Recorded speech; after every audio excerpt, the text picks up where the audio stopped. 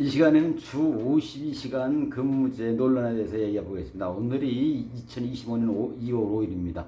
노동열사 전태일 사건 75년이 되고 있습니다. 최근에 주 52시간 논란이 많지요.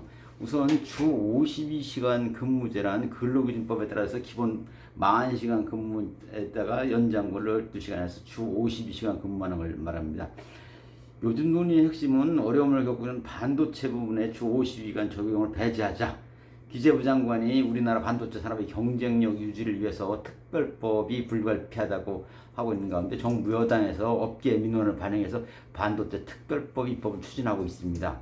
민노총을 주요 지지 기반으로 하고 있는 어느 정당 대표는 엊그저께 정책 디베이트라는 반도체 산업 토론을 열어가지고 1억 3천만 원이나 1억 5천만 원 이상의 고소득 연구개발자에 한해 본인이 동의하면 특정 시기에 집중적으로 근무하는 이 유연한 일은 말하자면 주 52시간 적용 배제하는 게 어떠냐.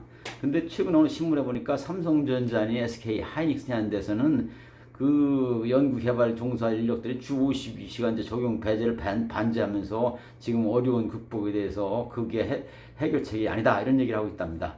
여러분들은 이 문제에 대해서 어떻게 생각하고 계신가요? 네, 지난 2일 신문에 보니까 우리나라의 최대의 법률 회사가 노동법을 위반해가지고 이 노동청으로부터 시정 지시를 받았다고 합니다. 그 내용은 이 근로계약서에 근로조건을 명시하지 않고 취업규칙을 작성하지 않았으니 시정해라. 그리고 또 근로시간 관리 체계와 운영을 개선하라고 권고했다고 합니다. 다 어느 회사 그 로펌 법률회사인지 아시죠? 그런 시정 이 지시 이후에 이 법률회사에서는 어소시에이트 변호사들과 재량근로제도 도입에 합의했답니다. 이 재량근로제라는 것은 업무 수행 방식을 근로자에게 위임할 필요가 있는 이 직업들이 있습니다. 그런 직군에서 실제로 일한 시간과 관계없이 이 소위 노사 합의로 정한 만큼 근로시간을 간주하는 제도입니다. 이제 간주시간, 간주근로제라고 하죠. 재량근로제도. 사실 이제 우리나라 국내에 이제 유력한 대형 법률 회사들은 지난 2019년 이 주 52시간제 근무제 도입할 때 그 직전에 재량 근로제를 시행했습니다. 지금 얘기되고 있는 그 법률 회사는 그동안 안 하고 있다가 이번에 했다는 것이죠. 이 법률 회사는 주 52시간 제도가 고객의 의뢰에 따라서 업무를 수행하는 변호사의 근무 특성을 따라가지 못하는 측면이 있다고 했답니다. 나름 일리 있는 얘기죠, 이제.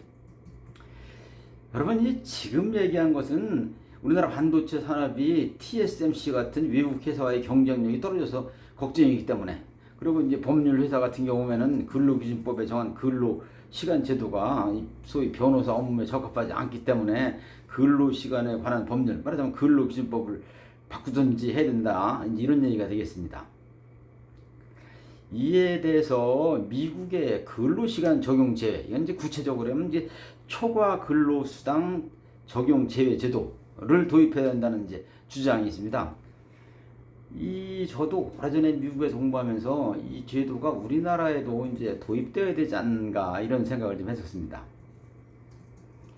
미국의 근로기준법은 1938년에 만들어져서 원래 이제 페어 레이버 스탠다드 액트, 그러니까 공정 근로기준법이라고 하는데 그 내용 별게 없고 최저임금, 주 48시간 근로, 48시간 초과에 대한 초과 근로수당 1.5배 할증금, 소년 근로보, 또 기록보존, 레코드 키핑에 대해서 규정하고 있습니다. 미국 연방정부에서 정한 초과 근로시간 적용 제외 제도는 이렇게 되어 있습니다. 우선 이제 기본적으로 세 가지 조건에 부합해야 됩니다. 첫 번째는 일한 시간에 관계없이 이 픽스드 페이, 고정급여를 받아야 됩니다. 이제 그거를 이제 그쪽에서 이제 이를 셀러리 베이스라고 합니다. 두 번째는 이제 급여가 연방노동부, 연방의 디파트먼트 오브 레이버가 있습니다. 이 금액 이상이어야 됩니다. 금년 2025년 같은 경우 연방정부에서 정한 것은 이제 얘들은 주급을 많이 따지니까 우리 돈은 약 158만 원 주급. 연봉으로는 우리나라 돈으로 8,212만 원 정도 이상이어야 됩니다. 그리고 세 번째는 직무가 일정 범주에 속해야 됩니다. 말하자면 이제 이 Executive Employee, Administrative Employee, 전문직, 컴퓨터 업무직, 위근 판매직, 이게 이제 연방법에 정해져 있는 내용입니다. 전문직 같은 경우는 이제 의사나 변호사, 엔지니어 이런 걸 얘기하는 거겠죠. 컴퓨터 종사자는 소프트웨어 디벨로퍼라든지 시스템 어널리시스트 같은 걸 얘기하는 겁니다. 판매직 같은 건 외근직을 주로 얘기하는 것입니다. 이렇게 연방 차원에서 정해준 것은 기본적인 거고 실제로는 각 주에서 정한 바에 따릅니다. 이 각 주마다 근로 기준을 정한 법들이 있으니까요. 이제 연방 정부에서 정한 기본적 최저한을 정하는 것입니다. 이제 제가 공부했던 미네소타 주의 경우에는 이제 다음과 같이 되어 있습니다. 첫째, 급여는 연방 정부 노동부에서 정한 것과 동일합니다. 연봉 8,212만 원 이상. 그다음에 직구는 연방 정부에서 정한 이 5가지 카테고리 있잖아요. 거기 몇 가지가 추가됩니다. 이제 추가되는 내용들은 이제 비영리 자원봉사자 (non-profit volunteer로 되어 있습니다. 선출직 공무원, 경찰, 소방관, 계절 박람회, 축제, 스키장에 근무하는 사람들, 그리고 성직자 가운데 학교, 병원, 종교단체가 운영하는 비영리 조직에서 일하는 성직자, 그리고 이제 셀러리 베이스, 아까 얘기한 고정급으로 일하는 농업부문 근로자, 외판원이 별도로 정해져 있습니다. 그러면 실제 적용은 어떻게 하느냐? 이건 이제 기본적으로 고용주가 종업원에게 적용 제외, 이 초과 근로수당 적용 제외 근거를 자세히 명시해서 문서로 in writing, 문서로 통보해야 됩니다. 이제 근데 이게 생각한 것보다 쉽지 않은 것이어서 전문 컨설턴트에게 맡기라고 권고를 하고 있습니다. 그 다음에 이제 다른 주를 또 하나 볼까요? 제가 이제 이 국장 연수를 펜실베니아 주정부, 이제 하리스버그에 있는 주정부에서 1년 근무하면서 했는데, 이 펜실베니아 주에서는 종전에는 별도로 이 펜실베니아 최저임금법이라는 법이 있어가지고 그 법에 기초해서 초과 근로수당 적용 제외 급여 최저액을 정했었는데 2023년 9월인가 폐기해 버렸습니다. 그래서 지금 이제 연방 정부에서 정한 것을 그대로 따르고 있습니다. 이제 이 펜실베니아 주에서도 초과 근로수당 적용 제외자 선정을 전문 컨설턴트에게 맡기라고 이제 권고를 하고 있습니다.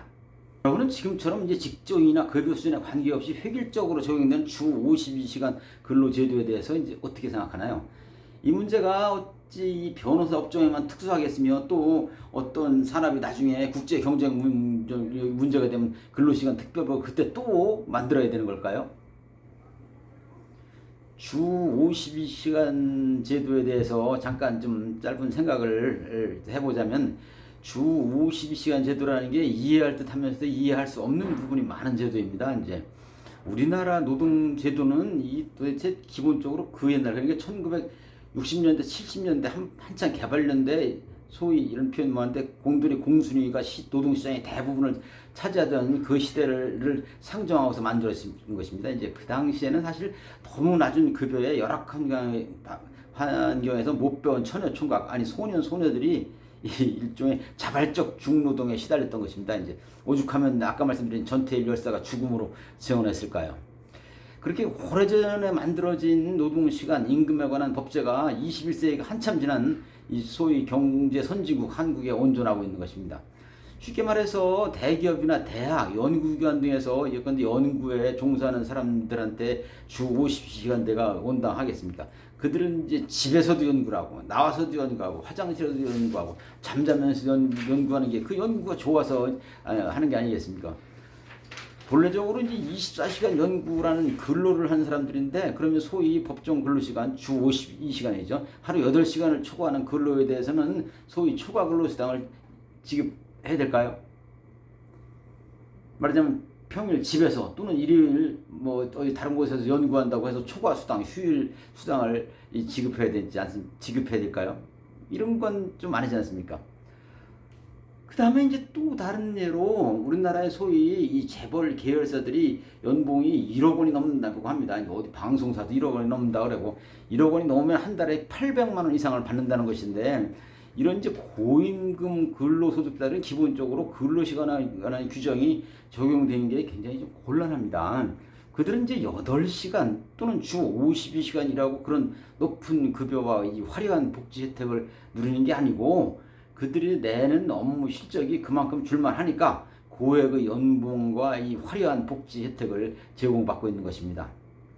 연봉이 1억 원 넘는 사람들이 근로시간을 엄수한다고 이제 학생들 말이지만 땡돌이 땡순이 같이 일하면 뭐가 되겠습니까? 앞에 본 것처럼 이제 기본적으로 미국에서도 일정한 연봉 이상의 사람들은 이제 8,212만 원 얘기했잖아요. 1938년에 만들어진 Fair Labor Standard Act, 우리나라 근로기준법에 해당되는 법이 고액 연봉자한테는 근로시간에 관한 규정이 적용되지 않습니다. 이제 일본에서도 이제 오래전부터 연구하고 있고 곧 도입 발표할 예정입니다. 여러분 이제 구글이나 코카콜라, 뉴욕타임즈, 테슬라, 엔비디아, 디즈니랜드, 오라클, 펩시, 하버드대학, IBM 이런 굵직굵직한 사업장에서 근로시간 얘기 나온 적 들어본 적 있으신가요? 이 우리나라는 굉장히 이런 측면에서 좀 정신 차려야 됩니다. 특히 이제 정치한다는 국회의원 하는 사람들이 나라 걱정하는 지도자답게 생각하지 못하고 이 표를 구걸하느라고 포퓰리즘에 선동에 서가지고 정신줄을 놓고 있어서 큰 걱정입니다. 제가 지금 이 세계 6위의 수출 기국이 되었다 그러고 경제 규모가 세계 10위권에 들어섰다고 합니다. 국민 소득이 이제 4만 불 왔다 갔다 하고 있습니다. 이 경제 선진국답게 뭔가 이제 노동시간 법제, 임금제도, 아니 이 노동법 전체가 노동제도, 노동법 전부가 근본적으로 이 재검토되어야 하지 않겠나 이런 생각이 듭니다. 언제까지 이 60년대, 70년대 이 공들이 공순위 보호법으로 있어야 되는지 모르겠습니다. 참 이게 좀 걱정되고 딱한 노릇입니다. 오래전에 이 싱가포르 정부에서 여러 나라의 임금제도, 근로시간에 관한 제도와 관행을 시찰하고 연구한 적이 있습니다. 그때 그 싱가포르 연구진들이 낸 결론 가운데 하나가 이 한국이란 나라의 임금제도는 절대 본보기로 삼지 말아야 할 것이었습니다. 네, 감사합니다. 내용이 유용했으면 이게 구독과 공유를 부탁드립니다.